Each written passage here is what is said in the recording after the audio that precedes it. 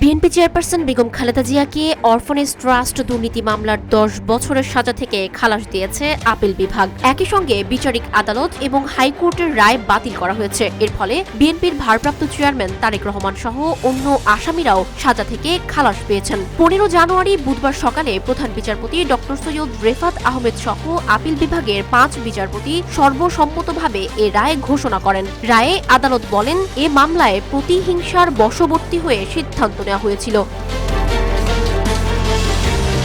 প্রসঙ্গত ২০০৮ সালে সেনা সমর্থিত তত্ত্বাবধায়ক সরকারের আমলে এ মামলা করেছিল দুর্নীতি দমন কমিশন। ২০০৯ সালে মামলার অভিযোগপত্র দেওয়া হয়। জিয়া অরফানেজ ট্রাস্ট দুর্নীতি মামলায় অভিযোগ হলো এতিমদের জন্য সহায়তা হিসেবে আসা ২ কোটি ১০ লাখ টাকা আত্মসাৎ করা হয়েছে। ওই টাকা দিয়েছিলেন কুয়েতের আমির। সৌদি আরবের ইউনাইটেড কমার্শিয়াল ব্যাংকের মাধ্যমে ওই টাকা ১৯৯১ সালে বাংলাদেশ সোনালী ব্যাংকের অ্যাকাউন্টে জমা হয়। অবশেষে প্রায় ১৫ বছর পর মামলার রায়ের মাধ্যমে খালাস পেলেন বেগম জিয়া সহ দলের নেতাকর্মীরা।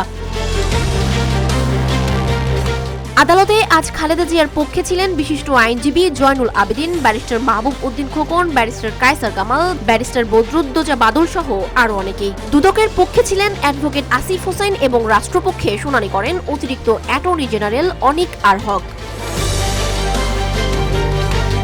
রায়ের পর খালেদা জিয়ার আইনজীবীরা সন্তোষ প্রকাশ করে বলেন, আজ আমরা সর্বোচ্চ আদালতে ন্যায় বিচার পেয়েছি। এই রায়টি বিশেষ গুরুত্ব বহন করছে, কারণ এর আগে হাইকোর্ট খালেদা জিয়াকে ১০ বছরের সাজার রায় দিয়েছিলেন। তবে আইনজীবীরা দাবি করেছিলেন এ মামলায় ভুল বিচার হয়েছে এবং অভিযুক্ত অর্থ সুরক্ষিত রয়েছে। গত বছরের ১১ নভেম্বর জিয়া অরফানেজ ট্রাস্ট মামলায় খালেদা জিয়ার লিভ টু আপিল বা আপিলের অনুমতি চেয়ে করা আবেদন মঞ্জুর করে আপিল বিভাগ এবং তার সাজা স্থগিত করা হয়েছিল।